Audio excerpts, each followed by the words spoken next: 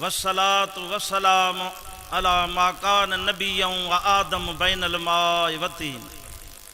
क़ाल अल्लाहु तबारक व तआला फ़िल क़ुरानिल मजीद व फ़ुरक़ानिल हमीद अम्मा बाद व रफ़अना लक ज़िक्रक। एक ॿी सूरत सगोरी में बारी ताला जो इरशाद आहे वल सौफ़ युतीक रब्बुक फ़तरदा, तुंहिंजो रब तोखे एतिरो ॾींदो जो हबीब तूं राज़ी थी वेंदे। सदक़ल्लाहुल अलीयुल अज़ीम।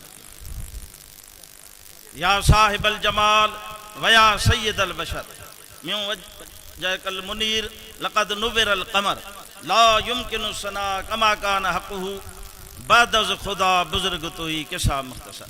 या पोई सिट जेका आहे शाह वलीउल्लाह मुहद्दिस देहलवी जे फर्जंद शाह अब्दुल अज़ीज़ मुहद्दिस देहलवी रहमतुल्लाह अलैह फरमाया पाण करीम सल्लल्लाहु अलैहि वसल्लम जन जे शान अक़दस में हजार बार बशोयम अज़ दहन बमुश्को गुलाब, हजार दफ़ा पंहिंजे वात खे मुश्क ऐं गुलाब सां धोआं। हुनूज़ नाम तो गुफ्तन कमाल बेअदबी अस्त, तॾहिं बि ए हबीब तुंहिंजे इस्म मुबारक के खणण कमाल बेअदबी थो सम्झां। साईं पाणी थोरो घुरायो। सिंध जे सदा हयात शाइरनि जे सरताज हज़रत शाह अब्दुल लतीफ़ भिटाई रहमतुल्लाह अलैह पाण करीम सल्लल्लाहु अलैहि वसल्लम जन जे शान में हूअं त सॼो रिसालो सरकार जे शान में आहे। फरमाइनि था जखरे जहिड़ो जवान ॾिसां कोन ॾेह में, जखरे जहिड़ो जवान ॾिसां कोन ॾेह में, मुहड़ मिड़नी मुरसले सरस संदुस शान फ़कान क़ाब क़ौसैन औ अदना, इहो मुयसर थियुस मकान, इहो आगे जो एहसान जंहिं हादी में रिमहेड़ो। जखरो जो सखरो ॿिया मिड़े ई मल, मिटी इन मुरसल असुल हुई एतिरी। मोहतरमुल मकामी जनाब साहिब सदर गिरामी कदर साईं प्रोफेसर डॉक्टर कादरी साहब,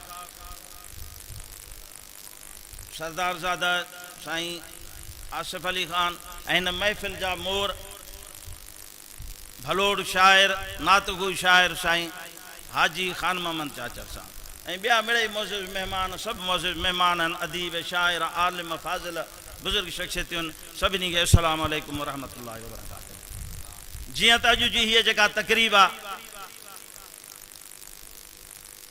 साईं हाजी साहब जे शेरी मजमूए खानण ख़ादिम ख़ैरुल वरा जो जी महूरती तक़रीब आहे, उन लाइ सभ खां पहिरियां त मूंखे लख लख वाधायूं ॾियां थो। जीअं त आहे हीअ तक़रीब मौलूद पाक जे हवाले सां साईं जी ज़िंदगी ते साईं आदम साहब सुठो ॻाल्हायो, उन जे किताब में सॼी हिन जी पोता मेल आयल आहे। तंहिंजे करे मां थोरो 2 मिंट नात ते मौलूद ते तारीख़ी लिहाज़ मां थोरो ॻाल्हाईंदुसि। कंहिंखे चवण जी ज़रूरत न पवंदी त टाइम घणो थी वियो आहे, मूंखे अहसासु आहे इन ॻाल्हि जो। नात जी लुग़वी माना आहे साराह, तौसीफ़, वाखान, यानी उहो शेर जंहिंमें ॿिन्ही जहाननि जे सरदार काइनात जे कारणी हज़रत मोहम्मद मुस्तफ़ा अहमद मुजतबा सल्लल्लाहु अलैहि वसल्लम जन जे शान में जेको शेर चयो वञे उनखे नात चइजे। नात जो लफ़्ज़ पहिरियों दफ़ो असांखे हज़रत अली करमल्लाह वजह जन जे कौर में मिले थो। डॉक्टर मेमन अब्दुल मजीद सिंधी साहब जन लिखियो आहे, जंहिंमें पाण वासिफ़ जे बदिरां नात लफ़्ज़ कमांदो अथऊं। तारीख़ी एतबार सां पाण करीम सल्लल्लाहु अलैहि वसल्लम जन जे शान में जेको नाते कलाम मिले थो उहो पाण सगोरनि जे चाचे हज़रत अबू तालिब जन जो मिले थो, जंहिं पाण करीम सल्लल्लाहु अलैहि वसल्लम जन जे शान में नाते शेर चयो आहे। उन खां पोइ हुज़ूर अलैहिस्सलातु वस्सलाम जन जे सहाबा किराम में पाण करीमनि जे शुरूआती दौर में हज़रत काब बिन ज़हीर ऐं हज़रत हसान बिन साबित अंसारी सहाबा किराम जन पाण करीम सल्लल्लाहु अलैहि वसल्लम जी शान में मदह फरमाई आहे। सही बुखारी में हज़रत इमाम बुखारी रहमतुल्लाह अलैह जन रिवायत आंदी आहे त पाण करीम सल्लल्लाहु अलैहि वसल्लम जन हज़रत हसान बिन साबित खे फरमायो त हसान मिंबर ते वेह मुझे शान में मुखे कुछ नात बुधा जॾहिं हज़रत हसन पाण करीम सल्लल्लाहु अलैहि वसल्लम जन जे शान में शेर फरमायो तो पाण करीम सल्लल्लाहु अलैहि वसल्लम जन दुआ फरमाई तो या अल्लाह हिन जे आवाज़ में बरकत विझ ऐं हिन जे खे दोज़ख जी बाहि खां अमान में रख पनाह में रख। पाण करीम अलैहिस्सलातु वस्सलाम जन जॾहिं मके पाक खां हिजरत करे मदीने आली में आया तॾहिं मदीने जे मुशरिकनि पाण करीमनि जे हिजवे कलाम ठाहियो माना पाण करीमनि जे गुस्ताखी क्यों शिकायतुनि खे हिजवे शाइरी चइबी आहे। पाण करीम अलैहिस्सलातु वस्सलाम जन हज़रत हसन खे चयो हसन हिन खे जवाबु ॾे। पाण फरमायूं या रसूल अल्लाह हे फसीह ऐं बलीग आहिनि मके जा शाइर मां पोड़ो थी चुको आहियां ना तव्हां कमज़ोर आहियां हिन खे कीअं जवाबु ॾियां। पाण फरमायूं तूं हिन खे ॿुधाए जिब्रील तुंहिंजे सॼे पासे खां बीठो आहे मीकाईल तुंहिंजे खॿे पासे खां बीठो आहे तुंहिंजी मदद फरमाईंदा। हज़रत काब बिन ज़हीर जो कसीदो कसीदा बुरदा शरीफ़ मशहूर आहे। बुरदा माना चादर मुबारक वारो कसीदो जॾहिं मुशरफ बि इस्लाम थियो तॾहिं पाण करीम सल्लल्लाहु अलैहि वसल्लम खे कसीदो ॿुधायूं पाण करीमनि चादर मुबारक अता फरमायो बुरदा माना चादर। अदबी तारीख़नि में अदबी इल्मी किताबनि में उनजो नालो आयो आहे कसीदे बात स्वाद। ॿियो कसीदो हज़रत हसन बिन साबित जो आहे उहो बि कसीदा बुरदा जे नाले सां आहे। जॾहिं उनखे फालिज जी बीमारी थी घणो इलाज करायईं ना तव्हां थी पियो बेवस थी पियो तॾहिं पाण करीम सल्लल्लाहु चए त हाणे केतिरनि ई बादशाहनि अमीरनि जे शान में कसीदा चया आहिनि हाणे छो न ॿिन्ही जहाननि जे सरदार जे शान में नात चवां कसीदो चवां। बारगाह इलाही में अघिजी वियो राति जो सरवर कौनैन जी ख़्वाब में ज़ियारत नसीब थिए। पाण करीम सल्लल्लाहु अलैहि वसल्लम जन खे ख़्वाब जी हालत में उहो पंहिंजो कसीदो ॿुधायईं।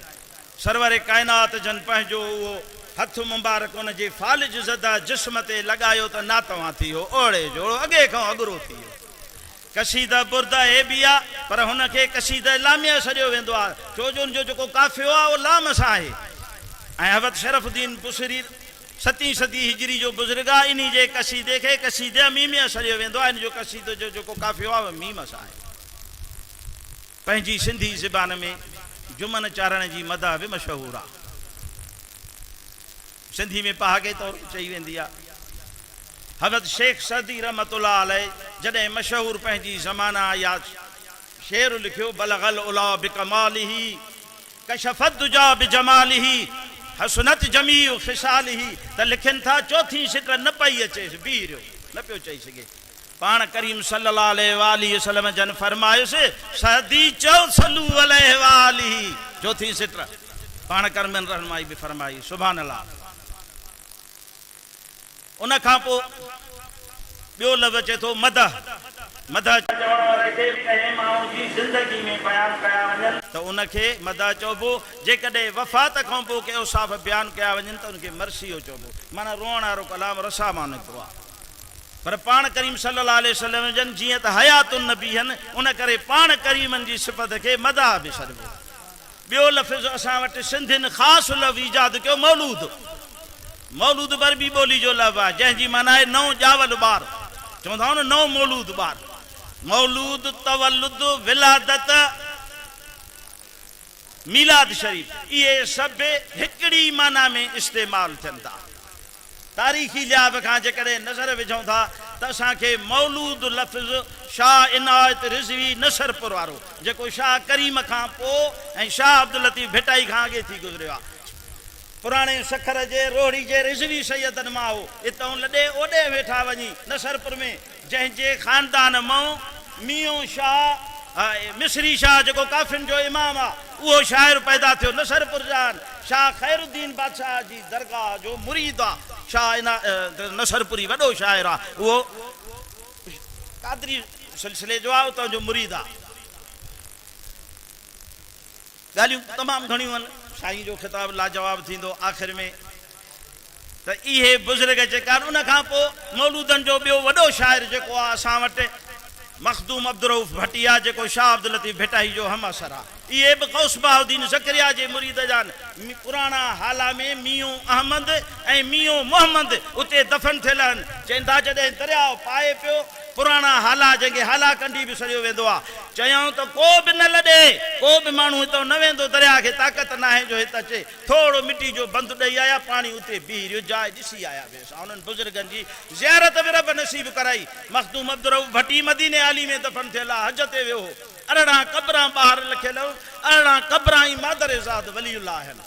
मखदूम अब्दुल रऊफ़ भट्टी जी जेको मौलूद आहे इल्म उरूज़ ते आहे, मुनारा मीर मुरसल जा ॾिसां छल ॾेह सभु ॾोरे। मखदूम अब्दुल रऊफ़ भट्टी उन खां पोइ मियां गुलाम अहमद बुगाई रहमतुल्लाह अलैह, जंहिं मखदूम अब्दुल रहमान शहीद खोड़नि वारनि जी शहादत ते पाण करीम सल्लल्लाहु अलैहि वसल्लम जन फरमाइश त वञ ख़ुदाबाद जी मस्जिद में नूर मोहम्मद कलोड़े खे वञी निंद। जुमे जे ॾींहुं खुतबे में नूर मोहम्मद कलोड़े जे साम्हूं वञी, छो जो इहो जेको अफ़ज़ल जिहाद आहे।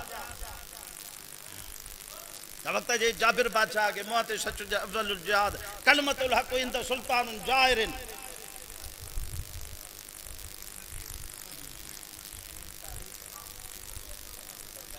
पाण करीमन जे हुकुम में जुमे नमाज़ ते वियो, नूर मोहम्मद कलोड़े खे बेनूरो करे चई ख़िताब कयईं। उन खां पोइ पीर साईं मोहम्मद राशिद रोज़े धणी बादशाह, पीर मोहम्मद शाह राशिद रोज़े धणी बादशाह बि मौलूदनि जो तमामु बुलंद पाए जो शाइर आहे। 12वीं सदी हिजरी में नक्शबंदी सिलसिले जो इमाम, उत्तर में ॾखण में मौला मखदूम अबुल कासिम नक्शबंदी आहे, मखदूम मोहम्मद ज़मान लुवारी वारो आहे। इहे बुज़ुर्ग आहिनि। मखदूम आदम मच्छीमानी वारो आहे। हिते असां ॾे उत्तर में नक्शबंदी सिलसिले जो इमाम मखदूम मोहम्मद इस्माइल पिरालोए वारो बुज़ुर्ग आहे, जंहिंजे कलाम में 6 मौलूद मिलनि था। 6 ई मौलूद डॉक्टर नबी बख्श खान बलोच मौलूदनि जे किताब में ॾिना। सुभान अल्लाह उन जा मौलूदनि जेके। उन खां पोइ बाद जे शाइरनि में दुर मोहम्मद दुरला, मौलाना सनाउल्लाह सनाई, असांजा वॾा शाइर रमज़ान वाढो आहे, रमज़ान लोहरा, केतिरा ई वॾा नाला आहिनि। पनो वाकिल जे शाइरनि में जेकॾहिं मां नालो खणा, नातगू शाइरनि में शाइर हज़रात त घणा आहिनि, मदाही त घणा आहिनि। अब्दुल रहीम अज़मी साहब, मोहम्मद बचल समय जो किताब अथव शाइरी जो, साहिल आज़ाद, मौलवी सनाउल्लाह जतोई, मोहम्मद यासीन कुंभर, वॾा नात जा नातगू शाइर। हाणे अल्हम्दुलिल्लाह ख़ान मोहम्मद चढ़ बि पंहिंजो नालो ॻणायो आहे ऐं हे किताब उमेद आहे सिंधी अदब में सुहिणो इज़ाफ़ो साबित थींदो इंशा अल्लाह ताला। साईं जी ज़िंदगी ते घणो ॻाल्हायो आहे, शेर ते बि हाणे मां कोन थो ॻाल्हायां। मुंहिंजे हिन तासुरात में साईं जे शेर ते कुझु मिड़े टेका टपणी थियल आहे। बसि एतिरो चई अव्हां खां इजाज़त वठां थो, ॻाल्हाए घटि था सघूं। वाखिर दावाना अनिल हम्दुलिल्लाह रब्बिल आलमीन। अव्हां जी महिरबानी जो अव्हां ख़ामोशी सां ॿुधो, तव्हांजा लख थोरा।